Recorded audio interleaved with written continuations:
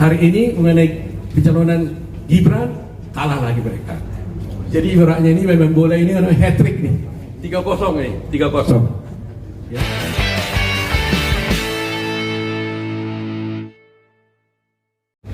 Seperti yang sudah saya sampaikan sebelumnya, ya, bahwa kami tim kuasa hukum daripada Joko Widodo yang ada di sini, ada Dame, ada Bostam, ada Firman, ada Dwi, ada Yakub, ada Nurul, ada Andra, dan juga ada Bunyani. Ini kami semua ini mewakili Bapak Joko Widodo dan termasuk juga keluarga beliau dan Ibu Iriana. Mungkin sudah beberapa kali kita melakukan wawancara seperti ini karena perkara yang ditujukan kepada Pak Joko Widodo itu ada 3.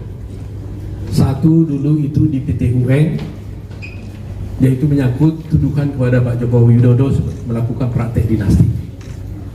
Satu lagi itu adalah tuduhan kepada Pak Joko Widodo melakukan tindakan ijazah palsu. Itu diajukan gugatan di Pengadilan Negeri Jakarta Pusat. Yang ketiga yaitu gugatan yang hari ini kita umumkan, yaitu tuduhan atau gugatan kepada Pak Joko Widodo, termasuk juga Bapak Pratikno yang saya indeks sekarang. Dituduh Pak Jokowi ini juga sebagai ayah kandung daripada Gibran, dituduh tidak melakukan perbuatan apapun dan tidak menghalangi KPU maupun Gibran mencalonkan diri sebagai calon wakil presiden pada waktu itu. Karena gugatan ini diajukan sebelum pemilu dan baru diputus hari ini pada tanggal 3 Juni jam 11 tadi. Ya, jadi yang ingin saya sampaikan adalah ada 3 gugatan kepada Pak Joko Widodo dan keluarganya. Ketiga-tiganya oleh pengadilan dinyatakan tidak dapat diterima. Jadi kalah mereka semua. Gugatan pertama di PT UN soal dinasti, ya kan? Kalah lagi. Gugatan kedua di Jakarta Pusat mengenai ijazah palsu, kalah lagi. Gugatan ketiga hari ini mengenai pencalonan Gibran, kalah lagi mereka. Jadi ibaratnya ini memang bola ini ada hat-trick nih, 3-0 nih, 3-0. Ya. Tetapi yang ingin saya sampaikan adalah meskipun kita menang 3-0 ini, kita tidak mau jumawa. Tadi saya katakan bahwa tadinya kita menganggap ini masalah yang mengganggu gugatan ini. Pak Jokowi merasa begitu. Tetapi akhirnya kita tahu bahwa gugatan ini justru memberikan hal yang positif kepada Pak Jokowi. Karena kalau tidak ada gugatan ini, narasi-narasi yang dituduhkan kepada Pak Jokowi selama ini mengenai dinasti, ijazah palsu, mengenai soal putusan di Mahkamah Konstitusi, tidak ada yang bisa merumuskannya dan memastikannya dalam satu bentuk putusan pengadilan. Ya kan?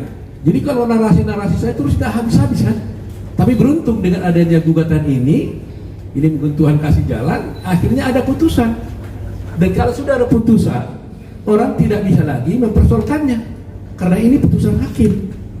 Nah, oleh karena itu, kami harap seluruh masyarakat Indonesia dimanapun berada, mulai hari ini, mari kita hentikan polemik tentang tuduhan-tuduhan yang diajukan kepada Bapak Joko Widodo, baik mengenai praktek dinasti, baik mengenai ijazah palsu, maupun mengenai soal pencalonan Bapak Gibran sebagai wakil presiden pada pemilu yang lalu.